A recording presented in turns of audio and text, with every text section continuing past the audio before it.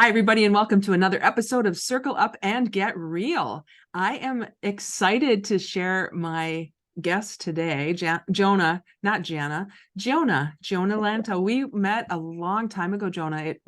Pre-COVID, everything seems like a long time ago. But we met in Minot when you were a member of Master Networks, which was an organization I was part of back then.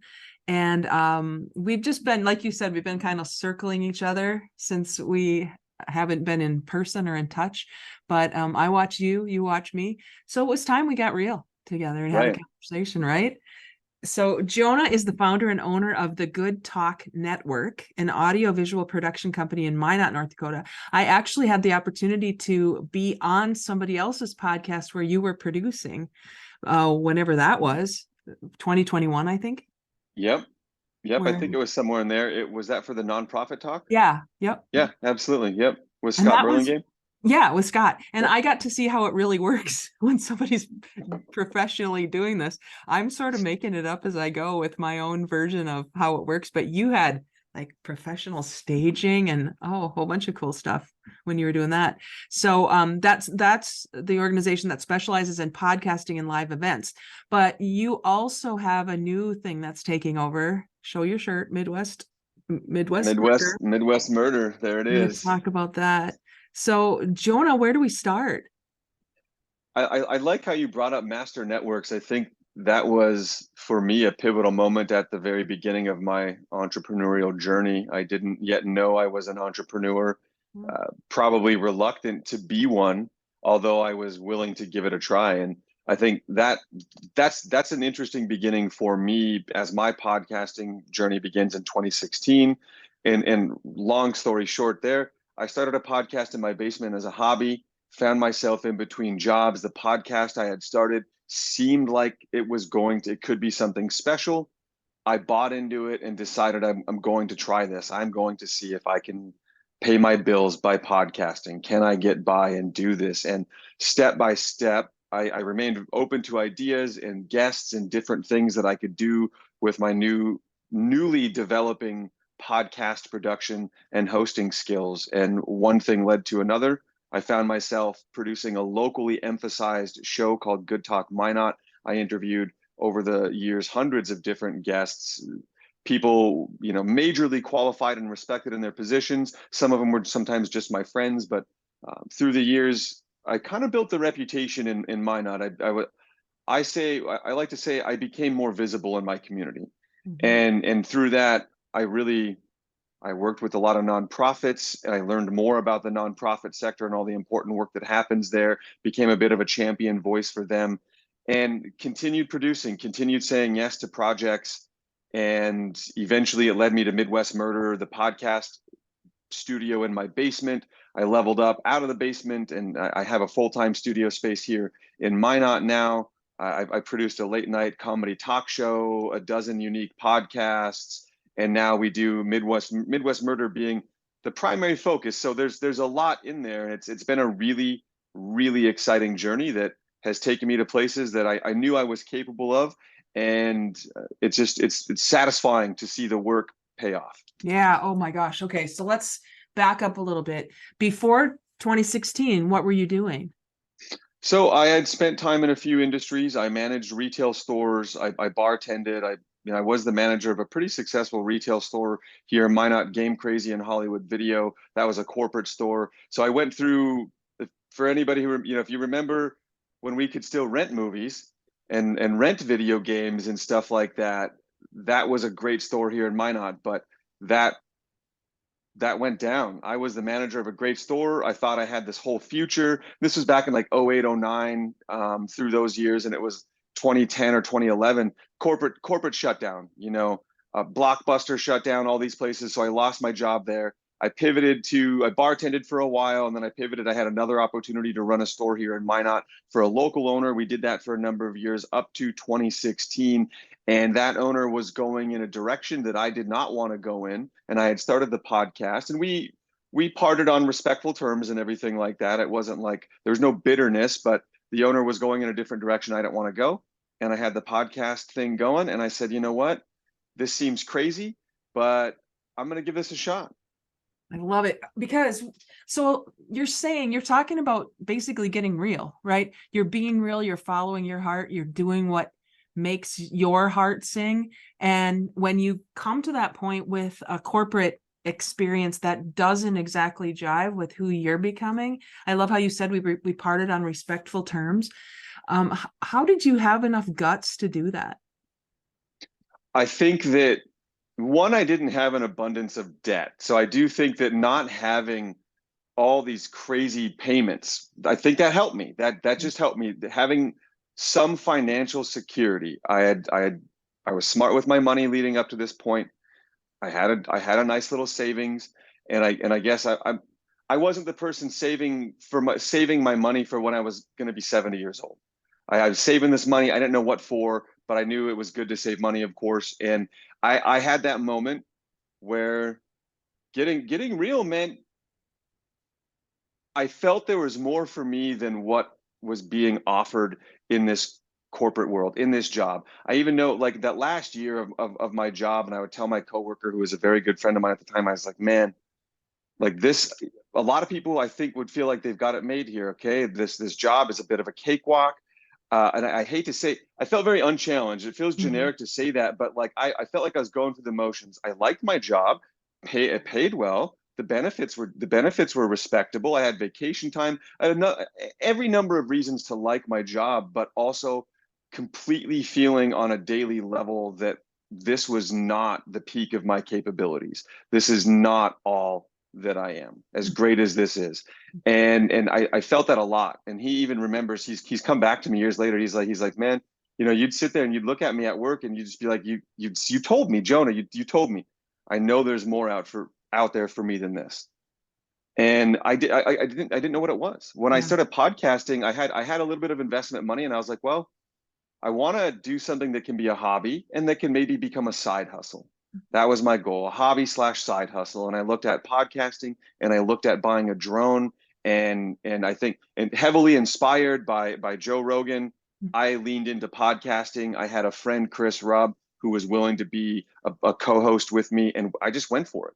Mm. And I thought 10 people would listen to my podcast. I would have considered that a success right there. If 10 people download this and like it, that's a win.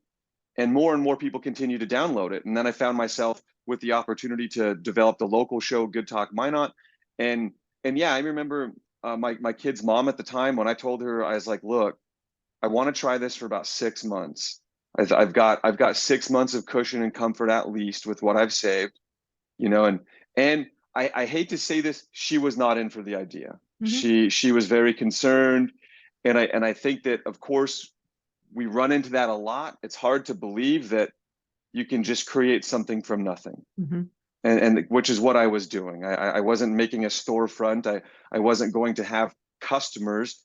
People are like, well, how the hell are you going to make any money as a podcaster? I Right. didn't even know. I Right. didn't even know. I Right. didn't even have the answer to that. Yeah. Well, and part of that, you said earlier, you didn't say it like this, but I heard you say something like, I'm a reluctant entrepreneur. I didn't mean to do this. It just kind of became what was next. And I feel the same way about my own business.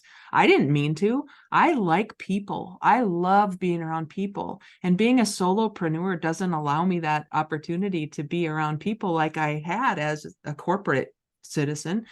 Yet Yeah. for you, I'm betting, I don't know, are you a people person too? Do you like being around Very people? much. Yeah. Yeah, I do. Very much. I can function quite capably individually as well, but I'm very much a people person. I like talking. I like the energy of being around people, sharing ideas, hearing what people have to say, asking questions and being asked questions.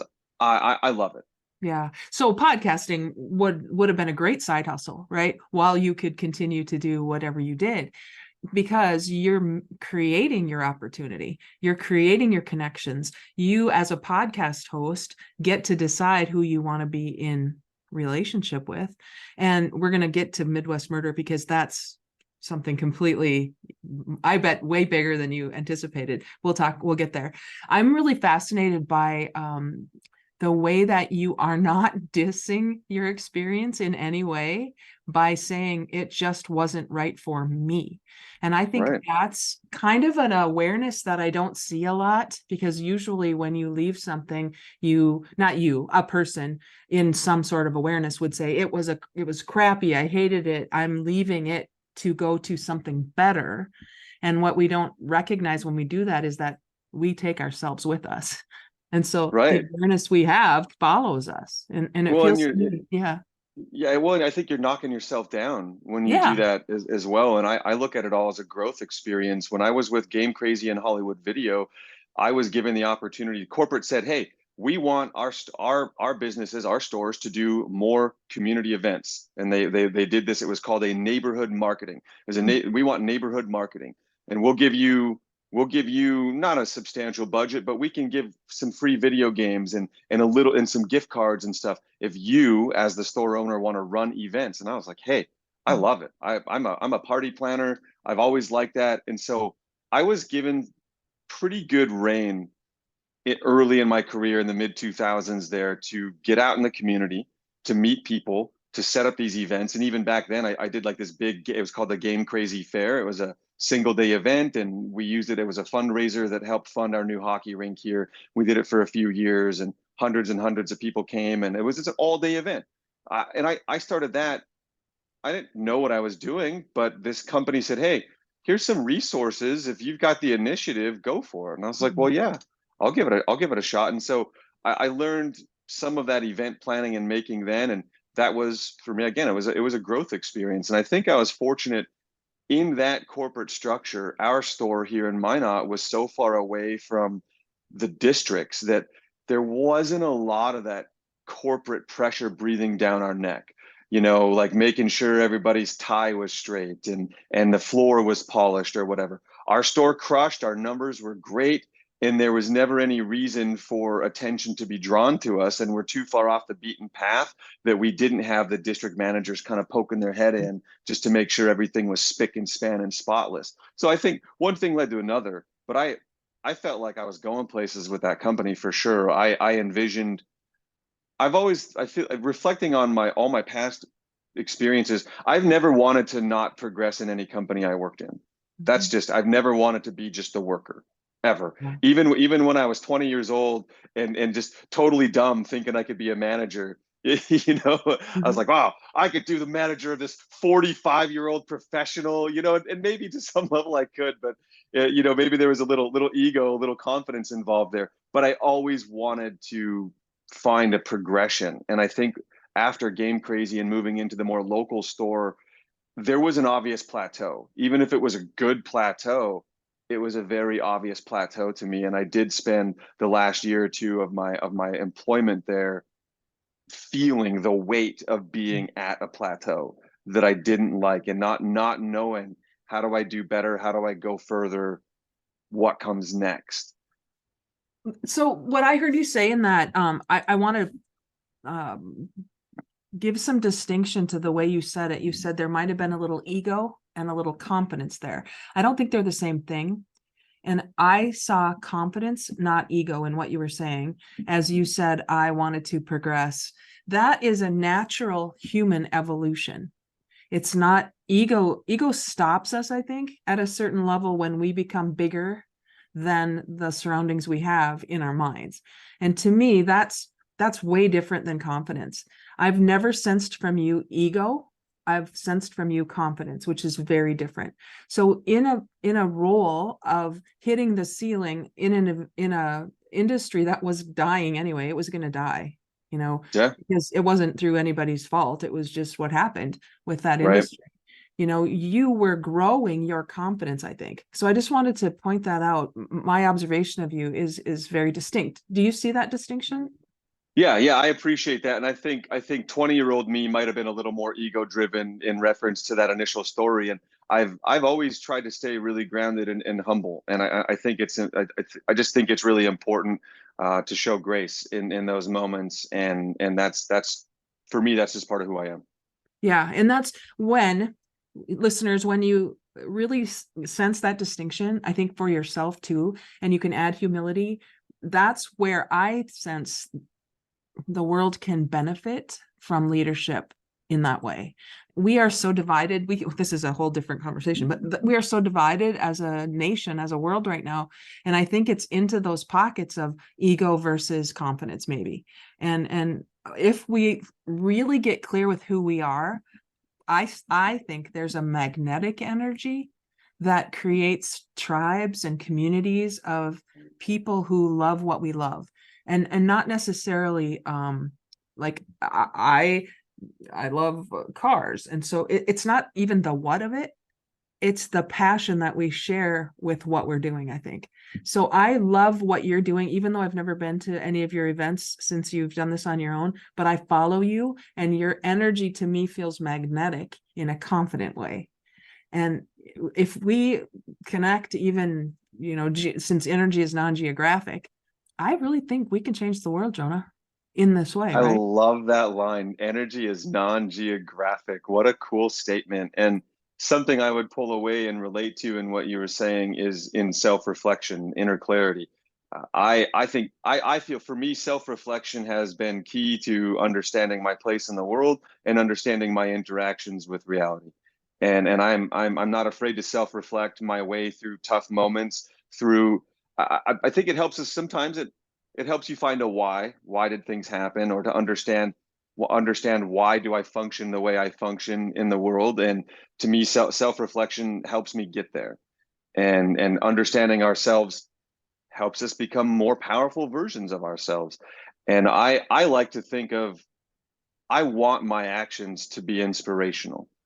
I'm okay with that. It's taken me a long time to be comfortable with that. I don't know why, but to me, wanting people to be inspired by what I do felt odd. It felt like an odd thing to come to terms with for whatever reason. But I know that through the way if I can inspire, like my health journey, I kicked a health journey, and starting in 2020, I do triathlons now. I spent my entire life not exercising, and I just felt like for that meant other people inspired me that to get there, to be willing to take that step. So I think belief and inspiration in yourself and a willingness to inspire others, key factors that also drive me. But yeah, it took me a long time to be comfortable with the fact that I want to inspire people. Yeah. Yeah. And I guess not everybody wants to do that. And we probably need more people who are willing to do that and want to do that for good reasons, for the right reasons, with I think with not without ill intent, of course, Mhm. just for good natured. And I think that's like I said earlier, that's kind of an evolutionary kind of awareness. You know, if now this is going to get real philosophical for a second, but if we humans are created in the image of a creator of some sort, and everything about nature is about creating or growing, look outside, it's going to look like winter in a little while, but that doesn't mean anything's dead. It's just part of the cycle of life. And if we get together as humans with other humans who understand that nature of creativity and inspiration, then when you look around you, you can see things happening through you, not necessarily because of you, which would be an ego way of looking at things. It has to be me. I am the only one who can do it. Is very different from, look what's happening around me. Look at how the community is growing, the community of podcasters. You said you learned a lot about nonprofit organizations by just being aware. And you're a learner. All of that is, I guess, getting in touch with your self-awareness journey, which shows you things that happen outside of you that probably happen through you. Does that make sense? Yeah, it makes total sense. I think there's signs, there's connective tissue. Oftentimes I was forced to think early on, what would I like to do with the Good Talk Network? What was the goal? And from the very beginning, our hope was that we could have conversations that might amplify, enhance, or alter the course of thinking in meaningful ways that would open up new avenues of possibility for people.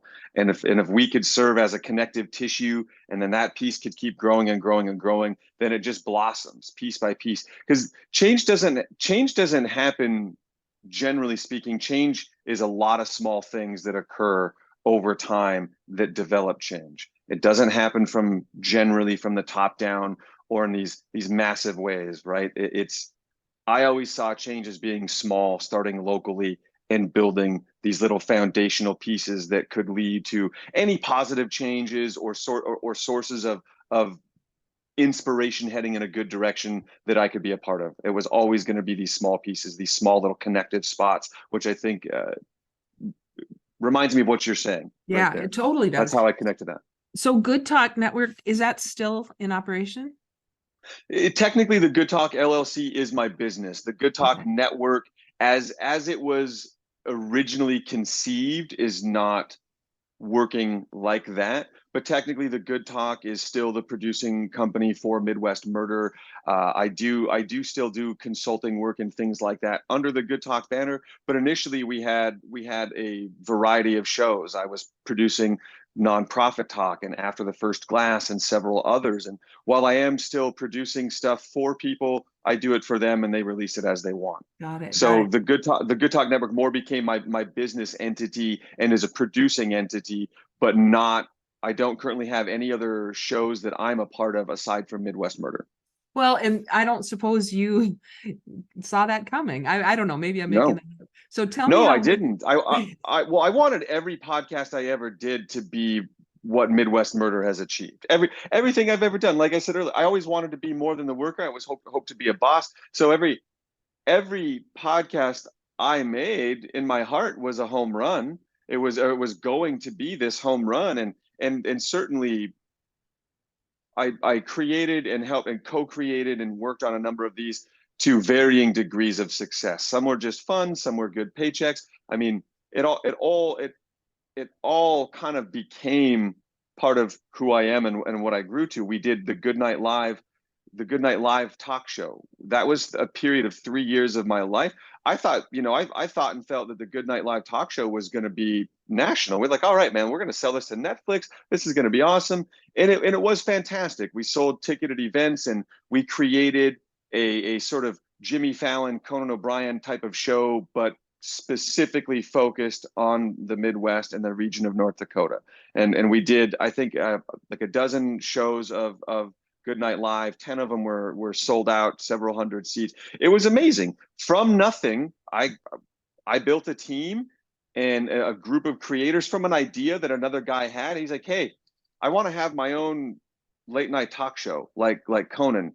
And I think you're the guy that can help me do that. That's what Jake Thraukiel said to me. And I know you met Jake, of course, back through Master Networks, which is how I met Jake. Yeah. And that's really how Good Night Live started. But I never would have imagined. I don't like that phrase. I never would have imagined because I'm always open to possibilities. But certainly when I initiated podcasting, producing and writing a comedy talk show was not in the realm of possibility in the beginning. But years later, there we were. And that was a really fantastic experience. So absolutely, I've wanted everything to hit the stratosphere, and plenty of it. It was paychecks. It was getting your face and name out there, because I think becoming visible in my community, and I think even further out through the state, was a key part of what led to my growth and even parts of my success. The network, people believing in me. I think it's wildly underestimated the power of belief that can be instilled in us from others. For me, it's not my belief in other things. People believing in me, and if I can show my belief in others, that is so important. And it's just been very critical moments. Good Night Live wouldn't have been possible if people didn't believe in me that I could do that.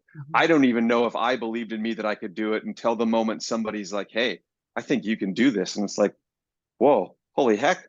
I think you're right. I know enough people. I know writers. I know filmmakers. We've got the equipment. You're right. I think I am the guy who can help you create a late night talk show. So good. Oh, so good. So from the late night talk show, what happened? We had a bunch of great shows. That particular endeavor became it that's hard. It's a hard thing to do. We were meeting every Monday night for 3-4 hours at a time to write the show.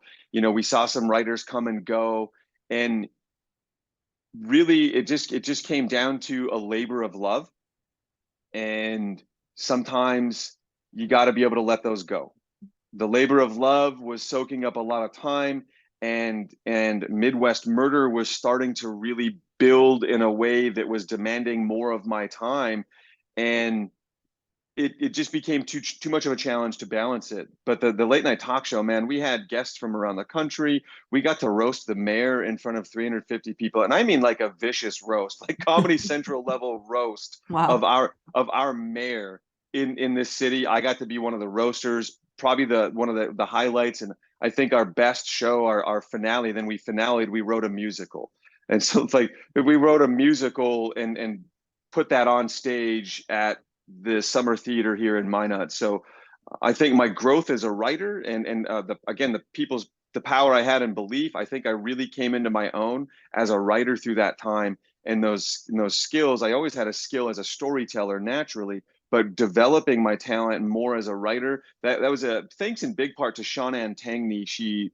worked with us, with the Good Talk Network and on Good Night Live. She's pretty critical in helping me believe in my talents as a writer. She was like the first person who said, Jonah, you're a pretty damn good writer. And I was like, what, really? And I don't know, man. I don't know if I'm too humble or too concerned with people thinking I'm something I'm not. I don't really know, but I never viewed myself as that. And again, so sometimes those little things that you hear from people, for me, I see those as signs. Those are powerful signs, and I can pick up on that. And I think sometimes it's easy to let those slide by us and not hold them when we hear them. And you got to hold them and you got to charge them up, man, because that's what's going to get you forward. Well, that's the inspiration piece, because inspiration means inspire, inside us. I think many of us are used to being motivated, which is providing a motive externally, but usually based on fear of what will happen if you don't do it or achieve it or whatever. We're more used to being motivated. So we don't know what it feels like to be inspired and have someone else go, you're really good at this. And really? I never thought about it. Right? Yeah. It's so powerful when it happens. So I want that for everybody. Yeah, I do too. Everybody that's pursuing their thing. It's why I always, I don't know, when I see somebody who's creative or wanting to do something, man, I want to get behind them every time I can. I'm a cheerleader. I really am. I'm a cheerleader, and I like it when people cheerlead at me. So I'm happy to do it for others. Awesome. Love that, Jonah. Well, Okay, so I want to know a couple things. I want you to tell all of us a little bit more about a podcast that makes money, one thing. And then when you did your late night talk show, it was always in person? yeah. Yeah, we did it. We filmed with a live audience, a live Wow. ticketed audience. We sold VIP tables. I mean, it was great. Our format was opening monologue, usually into like either a song or a skit. I mean, we had the late night talk show Everything. band, you name it, original music. I mean, we did all of it. Myself, Miles Barkham, Jake Throwkill, Terry Efforts, Sean Tangney, Adam Dias. Those were kind of the key foundation of our beginning of who kind of put all that together. So that was awesome. Making money as a podcaster, not easy. In the beginning, I found ways. Back in the day, it used to be a lot easier to set up Amazon affiliates, and I know you still can. So in the beginning, I found some ways to chip away at make a modest little income to get me by. In the beginning, it wasn't great. I had to be willing to not make to make very little money for almost 2 years. It was very little money for almost 2 years. And so I, again, being very fortunate that I didn't have all this crazy debt, didn't have a bunch of crazy bills, I was able to skate by, and that helped. So I made money through sponsorships. Once the local show got bigger, got more attention, it did become much easier for local businesses to want to invest in this local show that was making a difference in the community. And then over the years, my skill set as a producer developed, and so I was hired by many people to produce their podcast. That helped in a big way. The sponsors, the affiliates, and then just developing my own skill set into becoming a producer were the three main things that kept me afloat in the beginning there. And as it grew and as it built, I just kept finding more ways to make it work. I was just very open to whatever possibilities or financial opportunities. My production skill set is such now that I mean, I did an audiobook. So I recorded an audiobook for author Barb Solberg. That was a great gig, and I met Barb, and she's just a wonderful, wonderful lady. And so always there were new ways to make money through developing the skill set I learned through podcasting. Nice. And so that's led to other consulting, other gigs consulting as well. And then that's how I met Don Palumbo. So Don Palumbo is the co-host of Midwest Murder. A lot of people, a lot of our fans, more recent fans, they don't know. I've only known Don for, I don't know, about 4 or 5 years. You know, when I was doing the Good Talk podcast, it still thinks weird. It was, again, it was in my basement, and I keep a nice place, but I'm still I got these big time guests walking past my yipping dogs, past my laundry, you know, and into this studio, and this whole room would open up. It's like a whole other world out there. And, you know, that little show in my basement got big enough that local political candidates announced their candidacy on my show first before the news. And that's a Wow. small thing, but it was a big honor for me to have that happen. And so that was cool. That's how I met Dawn. I produced a show for her called After the First Glass. She had a co-host, Eric. They drank wine and did social commentary. I joined them sometimes. It was pretty fantastic. When that kind of ran its course, Dawn's like, Jonah, I still want a podcast. Would you ever think about doing a true crime podcast? And people are sometimes shocked to learn this about me now that I'm in my 3rd year of being a true crime podcast co-host. I don't have a obsession with true crime. I've never listened to a true crime podcast. Sure, I'd seen some of the big documentaries and stuff like that, but I don't listen to other true crime podcasts. I wasn't that interested. And I think for 2 reasons. One, I thought it was just very stereotypical as a podcaster to do true crime. As everybody just does true crime. That's just what everybody does. And I was like, to me at that point, I had not fully realized the potential of what podcasting could be. I still understood it as conversations and as interviews, and that's great. But I wasn't seeing that podcasting was also news, that it was also just storytelling. And so I didn't really identify the possibility of writing stories and being a storyteller through the avenue of true crime. I knew that I told Don, I was like, I don't want to sit here and BS about somebody's life who lost their life. That sounds terrible. But that was my lack of understanding of what true crime could really be, and the awareness that can be created for victims, for laws, why the things they are, maybe flaws in the system, and at the end of the day, just really good stories. So about a year after Dawn had asked me to do the true crime podcast, I had author CJ Wynn on the Good Talk. And CJ wrote a book about a murder that happened here in my hometown of Minot called Wilder Intentions. And I read CJ's book, and I was pretty captivated by her book. And that was the first true crime book I'd ever read. And then I had her on the show as a guest. And in talking with her and reading her book, that ignited that ignited the spark. Dawn had planted the seed, and if anything, she had planted the seed, but this was the water that seed needed to grow. This was everything else. But now I'd also moved out of the basement and into my full-time studio, and I was hungry for more opportunities to put my studio to work and to put my skill set to work. So after chatting with CJ, I was like, you know what? I think I'm ready for this true crime thing. And I called up Dawn and I said, hey, you still want to do this? And she was like, F yeah, I do. And she was pumped. And her and I sat down. We had about a 2-hour meeting. We talked about goals, plans, how we built an outline for how Midwest Murder would work. How do we research this? Where do we get our stories?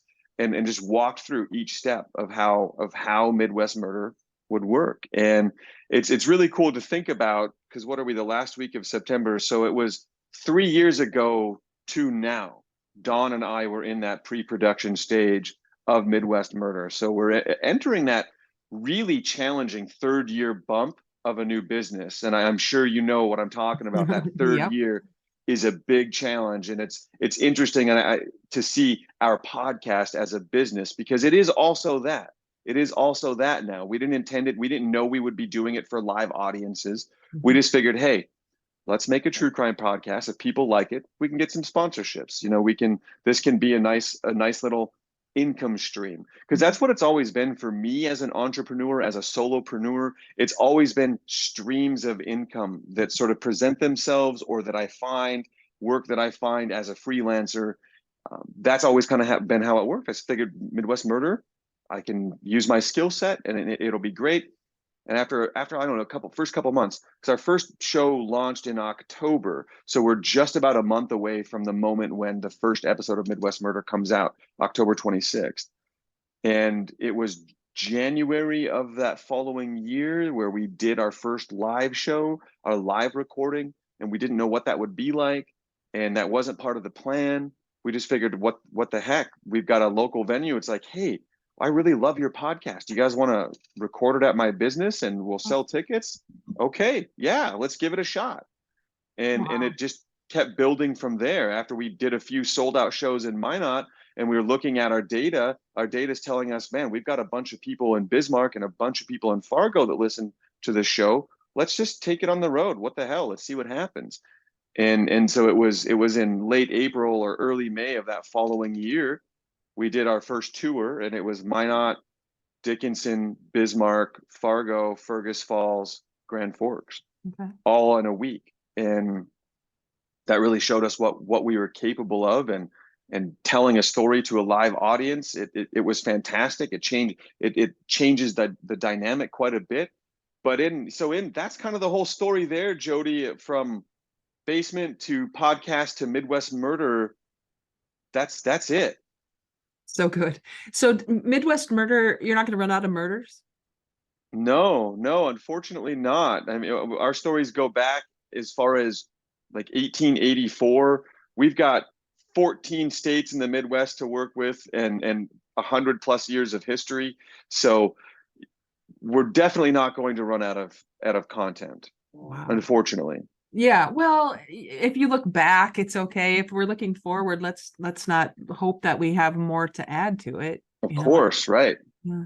It's right, already yeah. happened. It's fun. It's been a fun journey though. Yeah, Anyways, that and you're making a living doing this.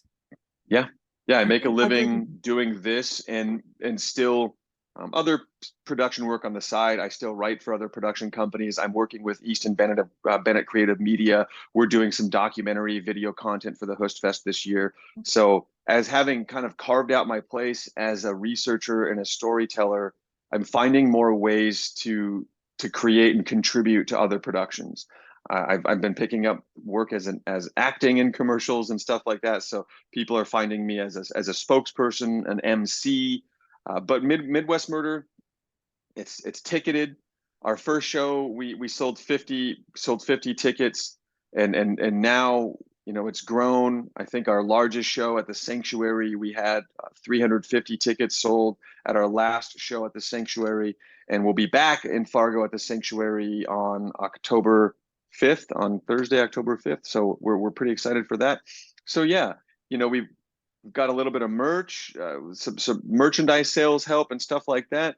But it's a big part of it is sponsors for Midwest Murder and these ticketed events, and we continue to grow, and I want to find ways to tell more stories and on bigger platforms. yeah. I would love to be doing. I want to make a documentary. I want Mm. to be on TV. These are things that I'm working toward, and we're seeing trends with Midwest Murder that are putting us alongside big budget productions like Dateline, like Morbid, like Crime Files, and we're just a couple of independent producers from Minot. Yeah. So I love that you said that.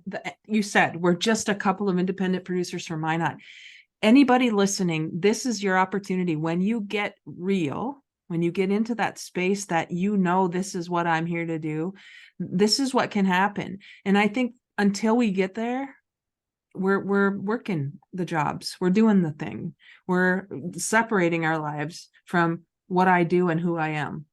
I don't know that we know how to do anything different until we hit that point where, oh my gosh, they can intersect, they can overlap. And would you have known if you hadn't experienced it, Jonah? What? No, but you give me Goosebumps? I goosebumps. know, right? Goosebumps. That gives me goosebumps. Yeah. No, I would not have known. I would not have known. I don't know. Like you just got to see the signs. It seems so generic, but like you got to pay attention to your moments. To the signs when life is maybe trying to tell you something. And it's not always easy. There's plenty of things that want to block and prevent us from seeing those moments. There's plenty of fear. I think unfortunately, everybody's got to choose what risks they want to take. And I chose mine. And if you, I think that if you want to be bigger than what you believe you can be, you got to know that there's going to be risk involved. You got to be willing to, I think you got to be willing to fail. Like I said, I've made a dozen different podcasts. Some of them, 38 people watched or listened to, you know what I mean? And if I had stopped at that one, if like, well, shoot, I made this one and I guess only 38 people liked it. I better go sell cars now, or, whatever job I could go find. And I think too, I wanted, there is a value that cannot be placed on having freedom of your time. And it's worth a lot to me. I've had freedom of time, and perhaps in my life that maybe that meant I wasn't making six figures in some years or whatever. I made less money. I willfully made less money than what my skill set might have allowed me to, because I had more time to live the way I wanted to, and to invest my time into podcasting, into Midwest Murder, into my family, into my health. And all of these things, they have considerable value, and they might not add more zeros to your bank account, but the inner peace, it's so important. It really cannot be understated. So we're going to talk about this on a future podcast. We're going to talk about worth, value, cost, and price. And we're going to talk about what that means to us. And unless we know differently, we will stay on the treadmill. I used to call it a treadmill, and now people are calling it the hamster wheel of whatever you think it needs to be. You just very eloquently stated that distinction. And there's no judgment in anything I heard you say. It's just an observation for you, how you value the time that you've been able to put toward your health, toward your family, toward the things that make you come alive. One of my favorite quotes, Thurman Marshall, I'm going to get the name wrong. Don't ask what the world needs, ask what makes you come alive, and go do that, because the world needs people who have come alive. And while we're talking about murder, we're also talking about what brings us alive. So, Jonah, this has been a joy. I'm so glad we reconnected. And if people wanted to find you, what's the best way for them to start following you? Hey, all my profiles are public, so you can find me, Jonah Lantto, anywhere on social media. I'm on Twitter, not super active there. Midwest Murder also on Facebook, and everything I do and I put out there, it's out there. And the stuff that I do, if I can inspire one person by my actions, I will. That is a massive success all the time. And I just, find me. I'm happy to help out, happy to cheerlead, happy to lead the way. Love it. Love it. Love it. Love it. I will put all that in the show notes. Jonah, thank you. Thank you for answering my call to say who Absolutely. you know who would be on my podcast. I'm so glad we reconnected. I'm glad we connected the first time and now have reconnected. And I look forward to the next conversation. I'm excited about it. Thanks for making the time for me, Jody. I appreciate what you do. And yeah, Master Networks, very pivotal there early on as I began my entrepreneurial journey. Big. It was big joining that. And I thought it was a silly thing to do. I thought networking groups were stupid, but it was a very, very, very important, critical step. So I think another key thing when you're taking those steps, you got to be willing to get outside your comfort zone. Mm-hmm. And people say that's such a stereotypical thing to say, but until you've experienced, until you've done it, and you felt that change, you're just going to assume that's some nonsense people say to try to get you to sign up for their class or something, but it's real. Right. It is real. I love that ending. So everybody, if you've been inspired at all by what Jonah's had to say today, go try it. Try your own version of being real. And when you do that, you'll find that you attract to you the resources you need and the cooperation of other people. And it feels magical. You get goosebumps, right? When it feels I got them again, because it's so true. It's so true. When you found your place, like things, I'm not going to say everything's just going to line up and fall like dominoes for you. But when you're in the right place, there's just a magnetism that happens. And it's people, it's possibilities, and it's opportunities, and they will find you. Absolutely. Absolutely. Thank you, Jonah. Thank you, Everybody, Jody. Take care. you bet. Go get real, everybody. See you again.